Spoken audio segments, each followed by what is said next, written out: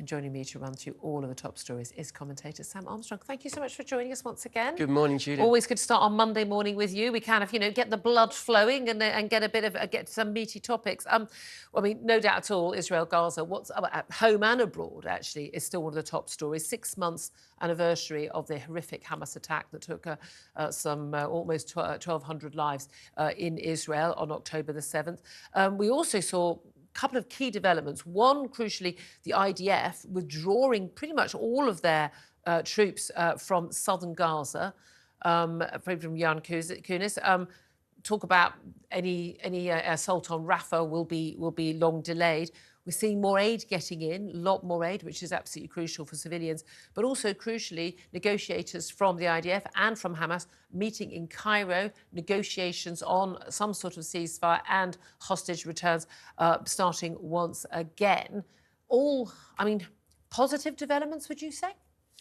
I'd say no, actually. I may be the only person left in this country that actually believes that Israel has a right to go and get its hostages back. Oh, yeah, I'm with you all the way. And pursue the murderous gangs that marauded across its country, that raped its women, that kidnapped its children and killed its elderly.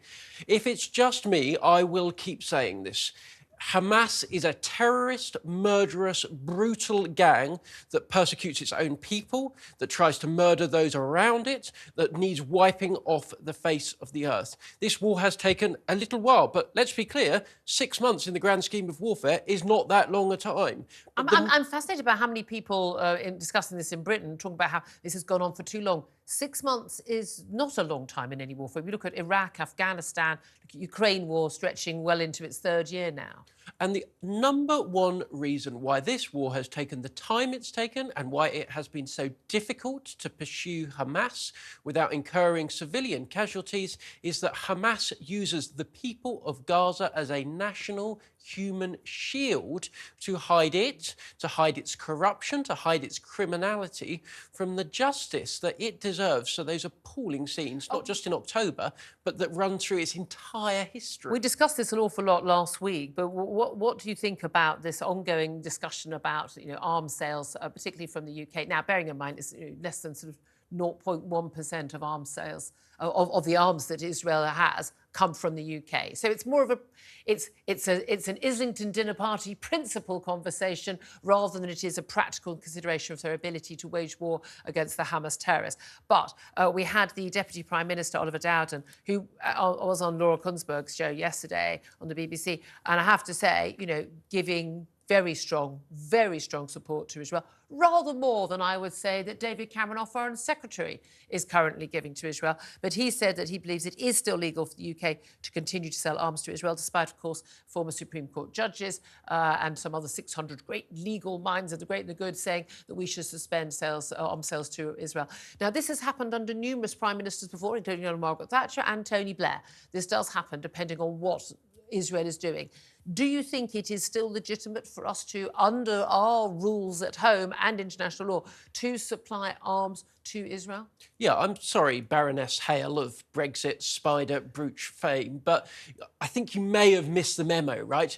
Lawyers don't run this country. I think you'll find you're wrong there. Our politicians are at least supposed to be running this country, and they have decided that it's entirely legitimate to sell and give arms to Israel. And let's be clear, Israel sells us far more arms than we sell to Israel. And every time these lefty types start campaigning on shutting down oil in the North Sea, on stopping selling arms, let's just remember that our balance of trades, the amount of money that we're sending out of this country versus how much is coming in, gets worse and worse and worse. It's almost as if those people on the left don't like this country, want to see it decline, want to see it lose But hold money. on a minute. Look, I want a moral foreign policy. I want a foreign policy in the interests of Britain, but I also want as much as possible, because we do have to do dealings with horrible countries like Saudi Arabia, because they're better than the alternative. That's the only reason we should do business with them. However, as far as I'm concerned, Israel is an ally of ours, and when there are mistakes like the horrific deaths of those 7 civilian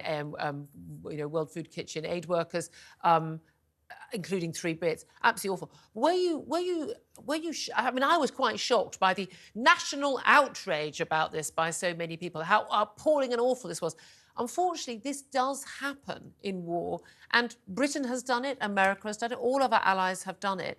It's not like Israel denied it. They admitted within, very, very quickly, within a day or so, it was them. They have apologised. That doesn't make it okay if you're their family member, their colleague or their friend. Of course it doesn't. However, the understanding is they believed they were Hamas fighters. The information was wrong.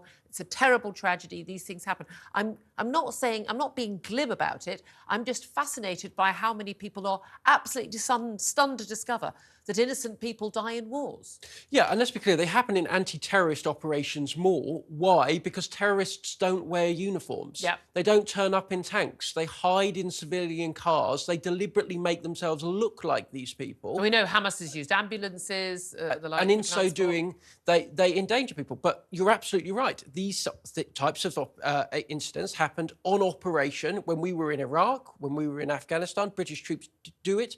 Nobody called for us to be struck out of the world scene when it happened. It's almost as if there are certain people just looking and waiting, ready for Israel to slip up such that they can pounce. Now, you've offered support to Israel, so I do have to ask you, are you in the pay of the Israeli government or others who are requiring you to say this? Because that's the accusation I get against myself. I mean, I ended Thursday's show being accused of being not just a supporter, a facilitator, but a perpetrator of genocide, extraordinarily. I'm not smiling at the word genocide. I'm smiling at the idea that someone sitting in a TV studio is perpetrating genocide. I haven't received a penny in my life from the Israeli government, but let me tell you what I do believe in. I do believe in democracy. I do believe in human rights. Yep. I do believe in not hurling gay people off the top of buildings just because you don't like the look of them. I do believe that terrorists, wherever they are in the world, need to be hunted down, need to be destroyed, and they need to be driven off the surface of the earth. And Israel is doing that, and they have my backing 100% of